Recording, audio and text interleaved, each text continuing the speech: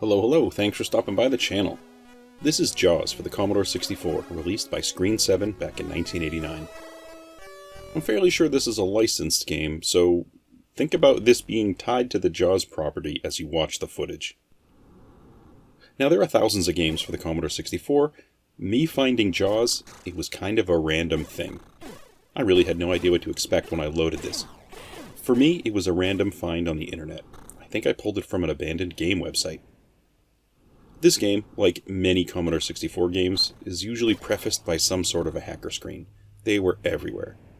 We're talking early 80s, it was a crazy time for cracked PC games.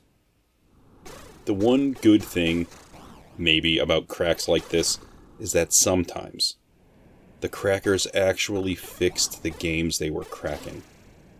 Seriously, a good cracked game, from this era anyway, it could change a game from being one that's basically unplayable to something you might want to spend some time with. I do think Jaws falls into this category, at least a little bit. There are multiple Jaws games for the Commodore 64, but this one is a shooter, and it's hard. It's really hard. The crack, in this case, offers unlimited lives and an unlimited timer, and I don't find this game being much fun without both of these. In this game, you're a diver, and you're in a submarine. You're swimming around the ocean, looking to find the pieces of a special gun, and then bullets for that gun that you're going to use to kill Jaws. That's the goal here. Murder the great white shark. To kill Jaws, you have to get a total of 4 pieces. I don't know, it's some sort of special shark killing gun. And then you got to get 4 bullets. Apparently, it takes 3 of those bullets to kill Jaws. There are also other items you can find along the way, like oxygen and, I guess, mines to clear some caverns. That's sort of basic stuff you'd expect for most types of shooters. What you wouldn't expect would probably be the difficulty. As you swim around, you're going to be attacked by aquatic life and plants. The thing is that these enemies, for some reason, are able to shoot at you. That's not even slightly like real life. I have no idea what we're getting shot with, and for some reason it's really dangerous.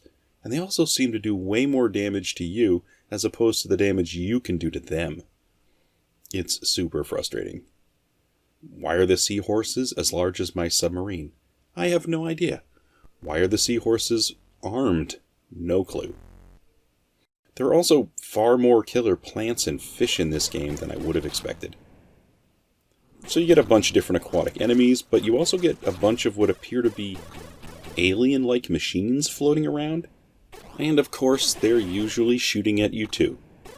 I have no idea what they're supposed to be. I have no idea why they're there.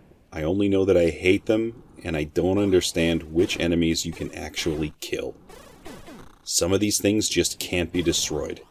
In others, they reflect your offensive fire right back at you, which is terrible. Now, if all these creatures, they weren't shooting at you, this game would still be super difficult. The fact that you can shoot and kill some things and not others is super frustrating too, because the things you can kill might drop pieces of the weapon you're trying to get.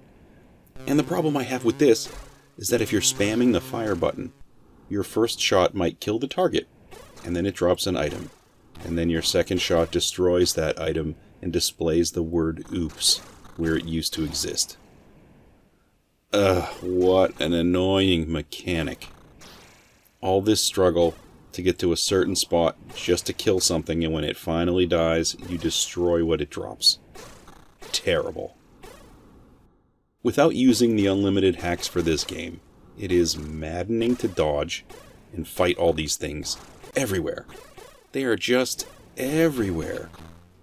Even if you tried to set about playing this game trying to dodge most things, it is still a super rough go. The graphics, they're what I would hope for the Commodore 64 of this era, and it looks just fine. There are plenty of really bad-looking Commodore 64 games, and then there are some that are reasonably polished for the system. I think this one is actually pretty good. Plus, every now and then, a big old shark races across the top of the screen. Although, it's not as big as I would have expected.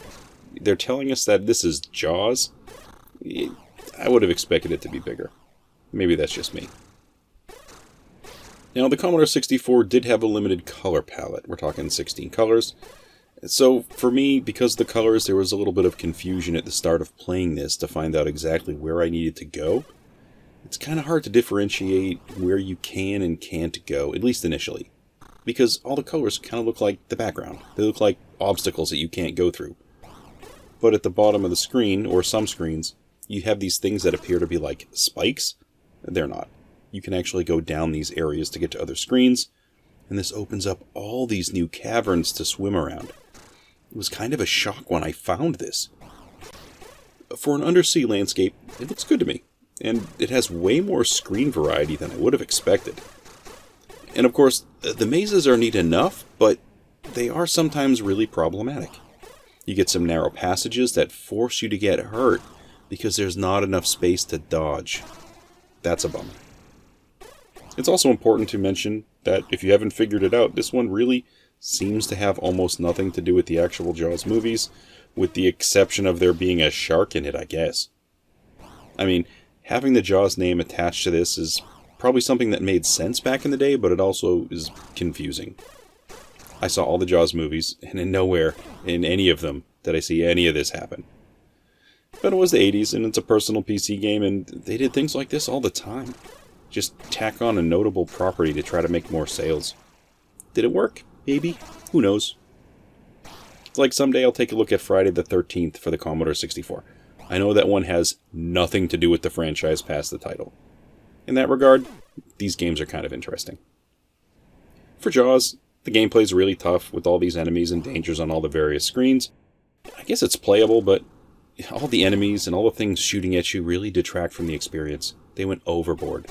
Even if these things just shot at you less, that would make a difference. But expecting to win this game without cheats enabled, I'm not sure if that's possible. If it is, that is a feat, and I applaud you. As far as music goes, I like to talk about music with Commodore games when it has it. The music here is great. I mean, it's got a score on the intro screen and the high score screen, and that's fine, no problems there, and the sound effects are just fine, but having good music and sounds don't really make up for the frustrations caused by the gameplay here. Just, I have no complaints about the music. Well, that's all I have today for Jaws for the Commodore 64. It's an interesting one. Thanks for stopping by to take a look in. Hope to catch you on another video.